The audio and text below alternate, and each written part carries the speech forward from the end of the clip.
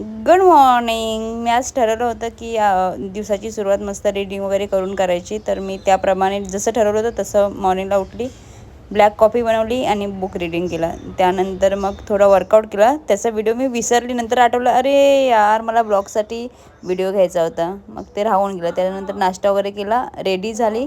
मला जायचं होतं मालाडमध्ये, काही शॉपिंग करायची होती, ज्वेलरी वगैरे. मग तयारी केली आणि गेली मालाडमध्ये. त्यानंतर माझ्या मैत्रिणीला भेटली, तिच्यासोबत मग गप्पा टप्पा चालू होत्या आमच्या. तिथे पण गॉसिप चालू होती. त्यानंतर शॉपिंग केली. मग आलो घरी.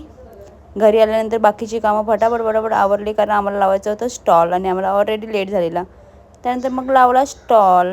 आणि आज तर मला काहीतरी चेंज वाटत असेल ना माझ्या स्टॉलला, कारण मी डिस्प्ले वगैरे घेऊन आले आज. अजून एक डिस्प्ले अजून होता जो इयरिंगचा होता. तर त्याला ते इयरिंग मॅच नव्हते, कारण मी गोल्डन डिस्प्ले आणलेला आणि गोल्डन इयरिंग होते माझ्याकडे. मग तो आता मला चेंज करावा लागेल परत उद्या जाऊन.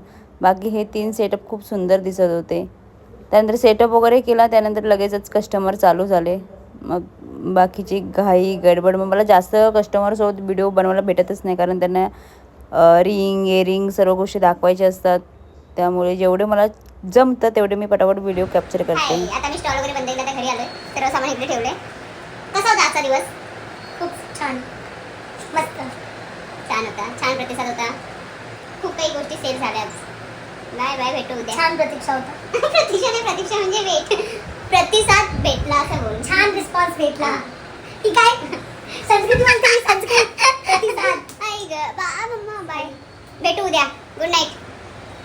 Good night, bye.